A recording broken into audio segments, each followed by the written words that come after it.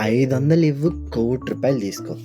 ఏంటి నిద్ర మబ్బులో పొరపాటున ఏమైనా విన్నామా అని అనుకుంటున్నారా? అస్సలు కాదు మహాప్రభూ. ఇది ఒక హఠాత్ పరిణామం. మ్యాటర్ ఏంటంటే, రాజస్థాన్‌కి చెందిన అమిత్ అనే వ్యాపారికి పంజాబీలో 11,00,00,000 లాటరీ తగిలింది. మరి ఈ 500 గోలేంటి అనుకుంటున్నారా? ఆ లాటరీ టికెట్ కొనడానికి రూ. 500 ఇచ్చింది తన ఫ్రెండ్ అయినటువంటి ముఖేష్. మూవీ యాడ్‌లో ముఖేష్ అనే వ్యక్తి తను 2 గాజులు అమ్ముకుందని చెప్పేసరికి ఇచ్చాడేమో అనుకున్నా. కానీ తెలిసిందేంటంటే, ఆ ముఖేష్, ఈ ముఖేష్ ఒక్కరు కాదంట. మరి ఆ రూ. 1,00,00,000 మ్యాటర్ ఏంటి అనేగా మీ డౌట్. ఆ లాటరీ కొనేటప్పుడు ఒకవేళ తనకి లాటరీ తగిలితే తన ఫ్రెండ్ అయినటువంటి ముఖేష్‌కి వాళ్ళ ఇద్దరు కూతుర్ల పేరు మీద చెరో 50,00,000 ఇస్తానని చెప్పారంట. రే అమిత్, ముఖేష్, మీరిద్దరు ఎవర్రా?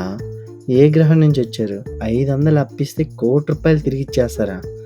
అసలు ఇదేం స్కీమ్ రా నాయనా! ఇక్కడ మా ఫ్రెండ్ గాళ్ళు 500 అప్పు తీసుకుంటే ఫోన్ ఎత్తడానికి చేస్తారు. మచ్చా రేపిస్తా అంటాడు. ఆ రేపు మన క్యాలెండర్‌లో అస్సలు రాదు. ఒకవేళ మనం ఫోన్ చేసామనుకో, రే మచ్చా 500 రా అంటే, bro Google pay server down రా, అస్సలు అవ్వట్లేదు. సరే ఫోన్‌పే చేయరా అని అడిగామనుకో, అరే మా కుక్కకి ఒంట్లో బాలేదు, హాస్పిటల్‌లో ఉన్నా, తర్వాత చేస్తా మచ్చా అంటాడు. అరే మీ కుక్కకి ఒంట్లో బాలేకపోతే నా 500కి ఏమైందిరా? విజ్జుడు 500కి రూ. 1,00,00,000 ఇస్తున్నాడు. మనోళ్ళు 500 తీసుకుంటే వాడి బర్త్‌డేకి మనం కేక్ కొనిపిస్తే తప్ప మన మొహం కూడా చూడరు. నాకు తెలిసి ఈ అప్పిచ్చిన ఫ్రెండ్ ముఖేష్ అనేటోడు మామూలోడు కాదు. దేవుడికి ఏదో స్పెషల్ పూజ చేస్తున్నట్టున్నాడు భయ్యా.